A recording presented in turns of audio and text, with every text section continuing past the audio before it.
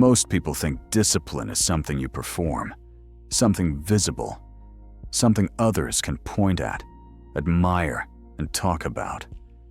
But real discipline is almost invisible. It doesn't announce itself, doesn't look impressive, and most of the time, no one notices it at all. Quiet discipline is built in moments that look ordinary from the outside, moments that don't feel heroic, moments that don't feel meaningful at first.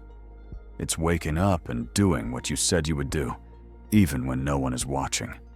No comments, no applause, no encouragement, just you, and the decision to show up anyway. Most people are disciplined only when it feels good, when motivation is high, when energy is strong, when progress is easy to see. But the discipline that actually changes your life is formed in silence. It's formed when you keep going, even though the results are delayed, even though no one is praising you, even though quitting would be easier. It's choosing consistency over comfort, structure over emotion, long-term direction over short-term relief, day after day, without excitement, without recognition, without certainty. This is the discipline no one celebrates, the discipline that doesn't look impressive in the moment. But it is the discipline that builds strength, it builds confidence, it builds self-respect. Because every time you do what you promised yourself, you prove that your word has value. And that trust compounds, slowly, quietly, relentlessly. If you're listening to this right now, and it feels like your effort is going unnoticed, that doesn't mean it isn't working. It means you're doing the kind of work that most people quit before it has time to grow. Quiet discipline doesn't need attention, it needs patience. And the people who understand this are the ones who last. Most people don't fail because they are incapable. They fail because they misunderstand what discipline really requires. They expect discipline to feel motivating. They expect it to feel empowering. They expect it to feel rewarding. But most days, discipline feels neutral. Sometimes it feels boring. Sometimes it feels uncomfortable. And that's where most people stop. They interpret boredom as a sign that something is wrong. They interpret discomfort as a signal to change direction. They mistake emotional resistance for a lack of progress. But discipline was never meant to entertain you. It was meant to stabilize you. Quiet discipline is not about pushing harder. It's about removing excuses. It's about doing the same basic actions even when your mind is searching for novelty. Even when your emotions want a different outcome. Even when nothing feels urgent. This is where structure becomes more important than motivation. Structure tells you what to do even when you don't feel like doing anything at all. Motivation asks for permission. Structure gives instructions. And discipline is the ability to follow those instructions without negotiating with your feelings. Most people negotiate with themselves every day. They debate, they delay, they postpone, and they call that thinking. But discipline doesn't debate. It decides once and executes repeatedly.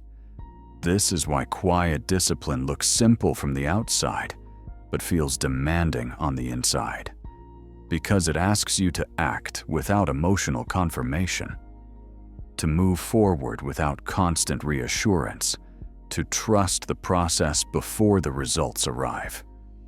If you can learn to stay consistent through the boring phase, the unclear phase, and the unrewarded phase, you'll already be ahead of most people.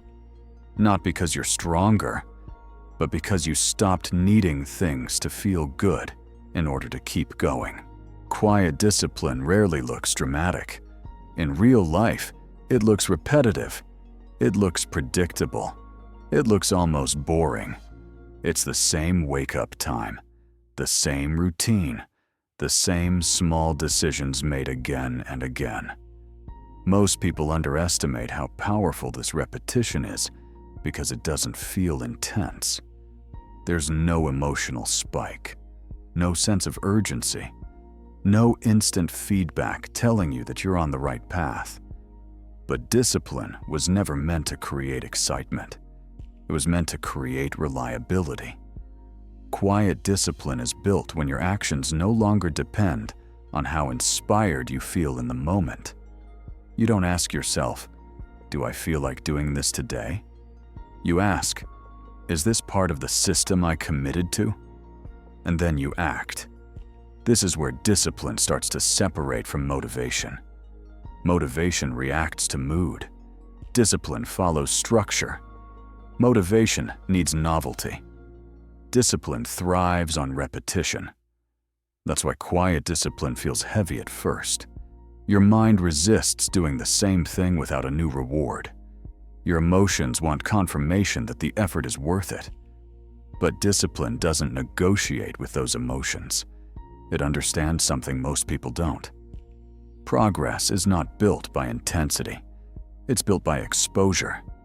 Exposure to the same habits. Exposure to the same standards. Exposure to the same level of effort, even on days when nothing seems to change. Over time, this exposure reshapes your identity. You stop seeing discipline as something you force. It becomes something you expect from yourself. And that expectation changes how you move through life. You trust yourself more. You waste less energy debating. You feel calmer under pressure. Not because life became easier, but because your response became consistent. Quiet discipline doesn't try to impress anyone. It tries to make you dependable. And once you become dependable to yourself, everything else becomes easier to carry. Most people feel uneasy with silence. Silence makes them question themselves. It removes feedback. It removes reassurance. And without reassurance, doubt starts to grow. That's why so many people look for noise. They look for opinions. They look for validation. They look for signs that they are on the right path. But quiet discipline is built by learning to move without constant confirmation. When no one is watching, there is no performance to maintain, no image to protect, no expectations to meet, only standards. And standards are quieter than goals. Goals want attention. Standards demand consistency. Quiet discipline shifts your focus from being seen to being solid, from proving to practicing. This is uncomfortable at first because silence forces honesty. In silence, you can't hide behind momentum. You can't hide behind excitement. You can't hide behind progress updates. You are left with one question. Am I actually doing the work? And that question changes everything. Because when you stop needing external feedback, your energy stabilizes. You stop rushing. You stop overcorrecting. You stop reacting emotionally to small setbacks. You begin to move at a sustainable pace. This is why people with quiet discipline often seem calm under pressure. Not because they care less, but because they've trained themselves to trust process over noise. They know that real progress often feels uneventful while it's happening. That silence doesn't mean stagnation. It often means growth beneath the surface. Roots grow in silence. Strength develops in silence. Self-respect compounds in silence. And one day, when results finally appear, they won't feel surprising. They'll feel familiar. Because you've been living that discipline long before anyone noticed. Quiet discipline isn't about disappearing. It's about becoming stable enough that you no longer need to be seen to keep going. Quiet discipline doesn't just change what you do. It changes who you become. At first, discipline feels like effort. Something you have to remember. Something you have to force yourself to follow. But over time, Repetition does something subtle. Your actions begin to shape your identity. You stop thinking of discipline as a task you complete and start seeing it as a standard you live by. You no longer ask, "Can I do this today?" You ask, "This is who I am.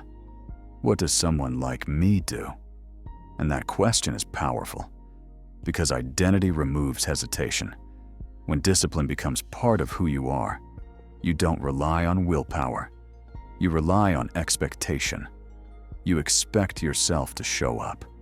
You expect yourself to follow through. You expect yourself to stay consistent even when the outcome is unclear. This is where discipline becomes quieter and stronger at the same time. You don't need reminders. You don't need motivation speeches. You don't need pressure. You act because not acting would feel out of alignment. Quiet discipline builds this alignment slowly. It's built through small decisions that reinforce the same message to yourself. I keep my word. Every time you do what you said you would do, you strengthen that identity. Every time you avoid excuses, you reduce internal friction. And over time, that consistency creates calm, not excitement, not adrenaline. Calm, a sense of internal order. You know what you will do even before the situation appears. This is why people with quiet discipline often feel grounded. They don't chase clarity. They create it. They don't wait for confidence. They earn it. Because confidence is not something you feel first. It's something you build by behaving consistently over time. Quiet discipline shapes identity long before it produces visible success. And once identity is solid, results become a matter of time, not luck. Quiet discipline reaches its true test not when things are difficult, but when they are quiet. When there is no pressure, no urgency, no visible consequence if you stop. This is where most people drift. They don't quit loudly. They don't make a decision. They simply stop showing up. One skipped day becomes a pattern. One small exception becomes a habit. And discipline fades without resistance. Quiet discipline does the opposite. It stays. It stays when no one is watching. It stays when no one is counting. It stays when progress feels invisible. Not out of fear, not out of force, but out of alignment. At this stage, discipline no longer feels heavy. It feels normal. You don't need to convince yourself. You don't need to argue with your emotions. You don't need to create meaning every day. You simply continue. This is what separates people who last from people who start strong. They don't rely on intensity. They rely on presence. They understand that showing up consistently is more powerful than pushing hard occasionally. Quiet discipline understands something simple and uncomfortable. Most of life is lived in repetition. And repetition doesn't reward excitement. It rewards stability. When you learn to stay steady through the quiet stretches, you stop being surprised by success. Because success no longer feels like a breakthrough. It feels like a delayed confirmation. A confirmation of the work you kept doing when no one was watching. This is why quiet discipline creates peace. You stop chasing proof. You stop chasing recognition. You stop measuring every effort.